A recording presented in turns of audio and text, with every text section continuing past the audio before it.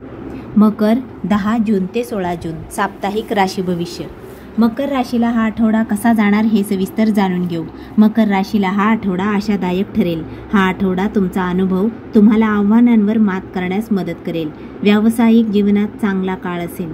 व्यावसायिक कार्यात चांगले यश मिळेल. तुम्हाला तुमच्या वरिष्ठांना नाराज करून चालणार नाही, कारण यामुळे तुमच्या कामात अडथळे आणि आव्हाने निर्माण होऊ शकतात. त्यामुळे तुम्हाला व्यावहारिक वृत्ती ठेवून प्रयत्न करावे लागतील. तुमच्या आजूबाजूच्या लोकांकडून तुमच्या प्रयत्नांना मान्यता मिळावी आणि कौतुक व्हावे यासाठी तुम्हाला सातत्यपूर्ण काम करत राहावे लागेल. मकर राशीला आर्थिकदृष्ट्या शेअर बाजारातील गुंतवणुकीद्वारे वाढीच्या संधी मिळू शकतात. गुंतवणूक करताना सावधानता बाळगा.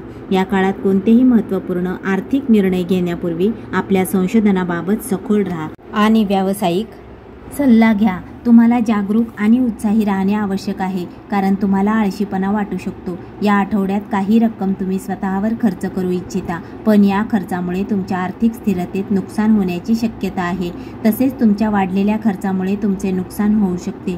त्यामुळे तुम्हाला यावेळी खर्चाची जाणीव ठेवण्याचा प्रयत्न करावा लागेल. कोणतीही खरेदी करण्यापूर्वी तपशिलांची खात्री करा.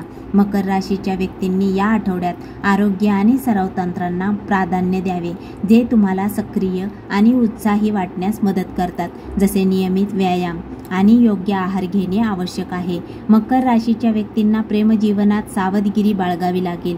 तुम्ही इतरांकडून जे ऐकता त्यावर विश्वास ठेवू नका, कारण अफवांमुळे तुमच्या नातेसंबंधात गैरसमज व मतभेद होऊ शकतात.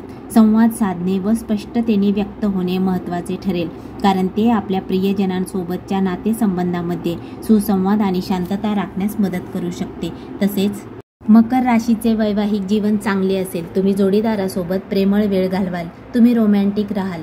तुमचे नाते मजबूत राहील, कारण तुम्ही एकमेकांशी मनापासून संवाद साधाल. मकर राशीच्या व्यक्तींनी या आठवड्यात शारीरिक आणि मानसिक आरोग्याचीही काळजी घेणे गरजेचं आहे. तुम्हाला काही किरकोळ आजार जाणवतील, त्यांच्याकडे दुर्लक्ष करू नका. एकूण मकर राशीला हा आठवडा लाभदायक जाईल. धन्यवाद.